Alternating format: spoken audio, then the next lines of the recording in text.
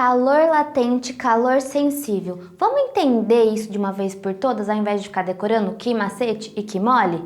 Então, bora lá! Coloquei aqui na nossa lousa um gráfico de temperatura em função do tempo para a água, certo? Por quê? Porque as temperaturas que eu estou mostrando aqui para você são as temperaturas de fusão e de ebulição dessa substância. Porém, esse formato aqui do gráfico ele pode ser extrapolado para outras substâncias, mas a mais usada é a água, certo? E a que a gente mais usa no nosso dia a dia, né? Então, olha só, essa linha em vermelho, vamos percorrê-la para que a gente entenda o que está acontecendo. Olha só, aqui a água no seu estado físico sólido, porque começa aqui o nosso gráfico numa temperatura menor que zero, certo? Ela vai recebendo um calor em função do tempo, certo? Até que essa temperatura se eleve e chegue a 0 grau.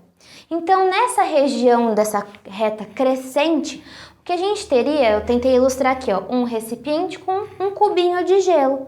Ele ganha calor, a temperatura sobe, porém continua no estado sólido, tá? Quando chegou em 0 grau, aí o que acontece? De novo, continua recebendo calor e o que está acontecendo nessa região de linha constante é uma mudança de estado físico, porque o calor ele vai sendo recebido pelo cubo de gelo e ao longo do tempo ele vai se transformando em líquido mais sólido, ele vai derretendo. Então o que acontece aqui é a fusão da água, certo? E percebam que essa fusão acontece numa linha constante, ou seja, todo o sólido vai se transformando todinho em líquido na temperatura de 0 graus Celsius. A temperatura não se altera até que todo o cubo de gelo se derreta. Não tenho mais gelo ali na substância, certo? Ali no recipiente. E aí, quando isso acontece, o calor continua sendo recebido, e aí sim a temperatura volta a subir. Então, nessa região de outra linha crescente, nós temos o quê? Apenas líquido no recipiente sendo aquecido, ganhando calor e sendo aquecido, até que de novo ocorre a chegada numa temperatura importante, que são os 100 graus Celsius.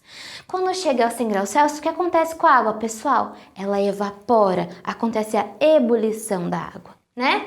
Então, o que acontece nessa linha horizontal? O líquido vai se transformando em estado gasoso, vai ocorrendo essa mudança. Então, a olho nu, o que aconteceria é que o nível de água iria descer, porque a gente não observa, a gente não é capaz de ver a água gasosa no ar, né? Ela está aqui em volta de nós, mas a gente não vê. Então, eu tentei representar aqui por esses pontilhadinhos a água se transformando em vapor, tá? Gasoso, estado gasoso. E quando tudo se transforma em gasoso, de novo, a temperatura volta a subir, né? E a gente representaria nesse formato. Tudo ali dentro do recipiente gasoso e indo embora para a atmosfera ao redor, né?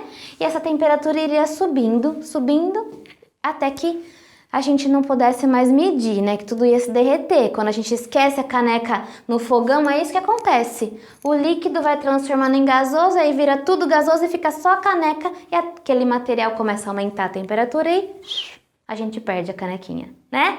Bom, falei sobre os S's e L's e G's que aparecem aqui, né? Que seriam sólido, líquido, gasoso, para que vocês pudessem guardar em relação a esse esqueminha de desenho que eu pus aqui. Aí, vamos falar um pouquinho sobre esses Q's, que são o QS e o QL, calor sensível e calor latente. Percebam que esses com o subíndice S, eles aparecem nas linhas crescentes, nas retas crescentes. E os QLs aparecem nas retas constantes. Por quê? Porque eles estão exatamente relacionados a essa característica que a gente está observando. Então, o que estamos observando aqui graficamente, eu tentei escrever em palavras ao meu lado. Olha só, calor sensível, que é o QS, usado quando há variação de temperatura não ocorre mudança de fase. Não ocorre mudança de fase. Então, olha só. Olha o que é S. Aumentou a temperatura e é só sólido. Aumentou a temperatura e é só líquido. Aumentou a temperatura e é só gasoso. Percebeu? Como calcular numericamente o que é S?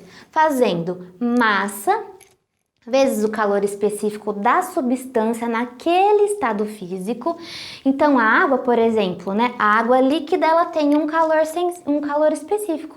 A água sólida, que é o gelo, ela tem um outro calor específico. Então, dependendo do estado físico, esse valor vai mudar. E, normalmente, o exercício que nos fornece esse valor, tá? E, por último, o ΔT é a variação de temperatura. Se não tiver variação, esse valor vai ser zero, concorda? Então não faz sentido usar essa fórmula se não acontece a variação de temperatura. E para esse caso, nós usamos o calor latente. Olha só, ele é usado quando não há variação de temperatura e ocorre mudança de fase. Esse aqui é o famoso Q macete e esse é o famoso Q mole, onde o M é a massa e o L é o calor latente. Então, existe calor latente de fusão do gelo, calor latente de ebulição da água e tudo isso normalmente o exercício vai nos fornecer, certo? Gente, as unidades de medida eu não coloquei aqui porque a gente pode tanto ter em sistema de quilogramas, joules, graus Celsius, quanto podemos trabalhar esse mesmo assunto em gramas, calorias, graus Celsius. Então, depende de como o exercício nos é apresentado, nós vamos usar unidades diferentes, certo? Cuidado nesse detalhe também.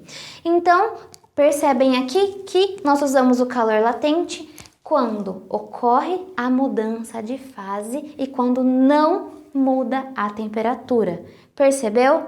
Gente, espero que tenham entendido e relacionado o gráfico com esses conceitos tão maravilhosos. Até a próxima! Tchau!